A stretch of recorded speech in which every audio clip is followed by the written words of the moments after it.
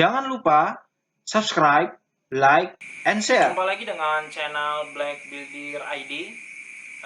Pada video kali ini saya akan mereview suatu alat yang namanya itu mesin planer, dimana mesin ini gunanya untuk meratakan permukaan kayu yang ingin kita gunakan untuk membuat suatu karya. Ya, adapun yang saya punya ini adalah keluaran Ryu model RPL 82-3A, dan untuk harganya sendiri pun ini murah meriah, lebih dari cukup untuk workshop kecil seperti workshop punya saya. Dan untuk kualitasnya pun standar ya, murah tapi tidak murahan, namun itu semua tergantung hasilnya. Yang saya rasakan selama ini menggunakan mesin planer ini itu sudah lebih dari cukup untuk karya-karya atau proyek-proyek yang saya gunakan. Ya, dulu waktu saya pertama kali membeli mesin planer ini, itu kita mendapatkan beberapa alat tambahan pada paket pembelian ini, yaitu tentu saja mesin utamanya, mesin utama Ryu. Kemudian selain ini kita juga mendapatkan beberapa alat tambahan seperti guide-nya. Ini apabila kita ingin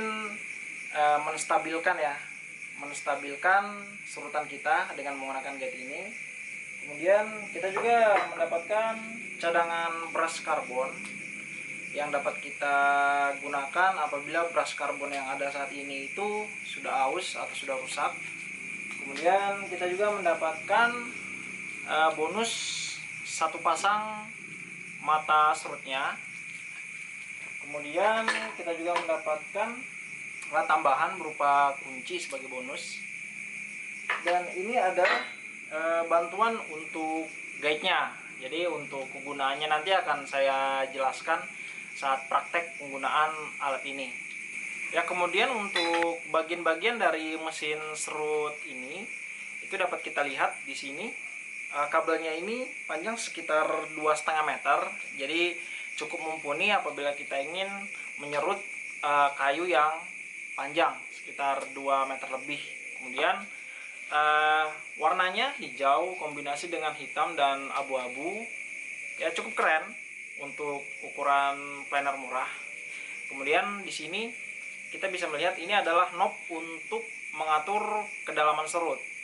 Kita mengaturnya di sini. Untuk merek Ryu ini dia maksimal 1,5 mm untuk kedalamannya. Kemudian pada bagian lainnya tombol powernya, dan di sini ada lock powernya, lock button untuk power. Selain itu pada bagian ini adalah tempat untuk pembuangan debu, buangan dari hasil serut yang kita lakukan. Dan di sini adalah cover untuk beltnya, fan belt. Belt itu yang menghubungkan antara dinamo mesin serut ini dengan mata potongnya. Kemudian pada bagian ini adalah base-nya ya.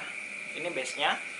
Dimana base-nya ini rata. Jadi pastikan sebelum kalian menggunakan mesin planer merek apapun itu, pastikan untuk base-nya ini itu dalam kondisi rata, karena dia bisa mempengaruhi hasil serutan.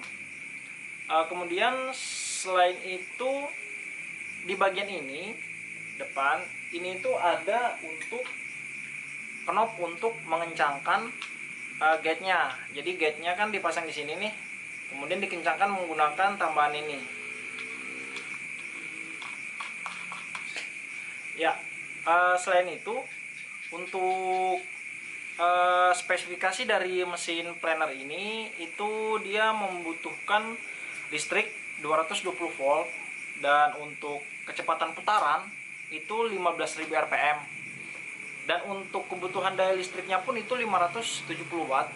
Jadi cukup cocok digunakan untuk rumahan atau untuk hobi kayu yang mempunyai daya listrik yang terbatas. Oke, kita juga dapat mengganti mata potongnya itu di sini dengan membuka bagian ininya dulu, kemudian kita ganti mata potongnya yang ada di sini. Setelah itu pada bagian ini dan di bagian sini itu ada soket untuk brush karbonnya. Jadi apabila kita ingin mengganti, kita menggantinya di sini, kita buka dan kita masukkan. Dan untuk base-nya sendiri ini bahannya itu alloy ya, seperti aluminium. Dan dalam penggunaannya pastikan saat menyimpan atau menaruh mesin planer ini jangan sampai terbentur oleh benda-benda keras, karena dia akan mengakibatkan tidak rata untuk base-nya ini, dan itu akan mempengaruhi hasil karya yang kita buat. Ya, saat kita mengatur kedalaman potong dengan memutar knob yang ada di sini, yang akan bergerak naik turun adalah base yang depan ini, karena arah putaran mata strutnya ini dia mengarah dari atas ke bawah ke arah depan. Jadi yang akan mengatur ketinggian potong adalah base yang di depan sini. Jadi pastikan saat kalian menggunakan mesin planer ini, itu pastikan kalian sudah mengkalibrasinya ya, dengan menggunakan beberapa bantuan alat ukur, karena perbedaan hasil potong juga akan menghasilkan ukuran yang berbeda pula ya. Sebelum kita menggunakan mesin planer ini, itu kita harus mengecek beberapa komponen yang ada di mesin planer ini. Seperti contoh, satu, apabila kita ingin menggunakan guide-nya, pastikan guide-nya itu terpasang dengan kuat ya, pengaturannya tadi yang berada di depan sini. Setelah itu pastikan juga untuk cover blade-nya ini, apabila kita mengganti mata pisaunya, pastikan untuk ketiga bautnya ini tuh kencang, jangan sampai longgar. Setelah itu pastikan juga base-nya ini rata, jangan sampai dia tidak rata karena akan mempengaruhi hasil serutan.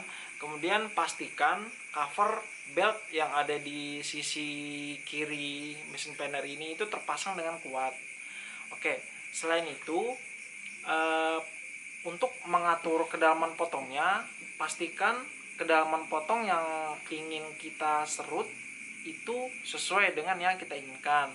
Dan jangan lupa seperti yang saya tadi bilang, bahwa kalibrasi terhadap kedalaman potong ini itu sebaiknya dilakukan dengan bantuan-bantuan alat ukur.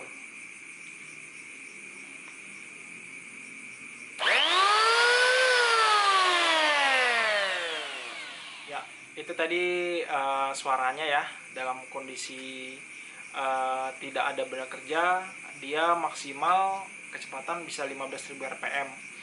Dan untuk petunjuk safety-nya dalam bekerja, itu jangan sampai teman-teman lupa melepaskan plug atau colokan listriknya itu sebelum mengganti mata strutnya ini ya. Saya rasa teman-teman sudah mengerti lah bagaimana keselamatan dan tata kerja yang baik agar tidak terjadi kecelakaan selama bekerja. Ya, selain untuk meratakan permukaan kayu, itu kita juga dapat membuat suatu bentuk groove ya. Groove atau lebar potongnya atau lebar strutnya itu bisa kita atur dengan mengatur guide-nya ini. Seperti ini. Kita atur seberapa lebar jangkauan strut yang ingin kita serut. Biasanya digunakan untuk membuat seperti grooving ya, grooving di pinggiran kayu. Mungkin dengan mesin planer ini lebih lama, tapi biasanya kalau saya ingin membuat grooving di pinggiran kayu itu atau profil di pinggir kayu itu, saya menggunakan mesin trimmer karena memang lebih cepat. Tapi kalau ini kan dia harus berkali-kali, kita maju ke depan, kemudian ulang lagi, maju ke depan sampai kedalaman yang kita inginkan. Oke, dalam memulai proses penyerutan kayu itu ada beberapa hal yang penting yang harus kita perhatikan. Saat pertama kali kita menggunakan mesin serut ini untuk meratakan suatu permukaan kayu, pastikan untuk penetrasi awalnya itu jangan sampai dia seperti ini. karena dia akan menyebabkan pinggiran dari kayu ini itu menjadi membentuk suatu chamfer. Nah, bisa jadi menjadi barang yang NG ya, jadi tidak berhasil untuk melakukan penyerutan. Oke, pastikan dalam hal penyerutan itu seperti ini. Dalam kondisi menyala untuk memulainya, pastikan kondisi seperti ini. Pastikan dia rata dengan sisi depannya sambil berjalan seperti ini. Dan saat sampai ujung dari benda kerja yang ingin kita serut ini, itu jangan sampai seperti ini ya, jangan sampai seperti ini, tapi dorong kemudian angkat seperti ini ya. Itu untuk menjamin agar kedua ujung dari benda kerja yang kita serut ini itu tidak terjadi kegagalan dalam penyerutan, karena akan mempengaruhi terhadap karya yang kita buat. Oke, setelah ini kita akan mencoba untuk meratakan permukaan kayu ini. Seperti yang kita lihat, ini permukaannya itu tidak rata ya, jadi ini akan kita ratakan dan haluskan. Setelah itu kita akan mencoba sebuah groove, ya, membuat groove di pinggiran kayu ini. Kita akan langsung mencoba saja ya.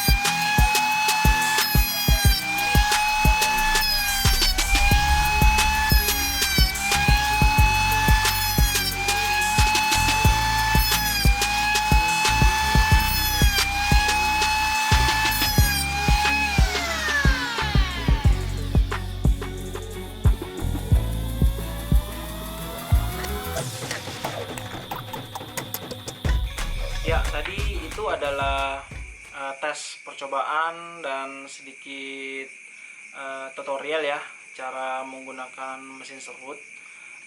Tadi sempat ada kegagalan karena untuk meja serut kita itu tadi kurang stabil, sehingga tadi saat proses penyerutan itu ada pergerakan sedikit, sehingga tadi ada seperti bentuk yang tidak rata ya pada kayu yang pertama tadi.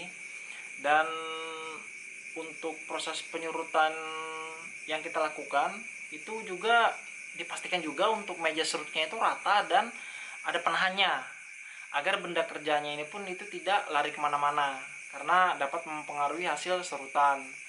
Oke, kemudian selain saya tadi melakukan meratakan permukaan kayu seperti ini hasilnya tadi, mesin planer ini juga dapat digunakan untuk membuat groove. Kebetulan saya tadi menyetingnya di ukuran 2 cm ya groove-nya ini.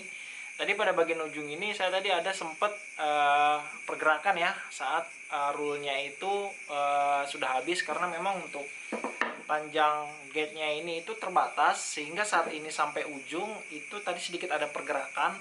mungkin teman-teman dapat mengakalinya dengan memodifikasi untuk guide-nya ini, agar nanti saat melakukan pembuatan groove yang panjang itu ukurannya itu stabil. Dan itu memang juga tergantung kemampuan kepada penggunanya masing-masing ya. Namun untuk saya sendiri pun itu mungkin masih banyak kekurangan dalam penggunaan planer ini. Oke, baik. Sekian dulu untuk review dari saya.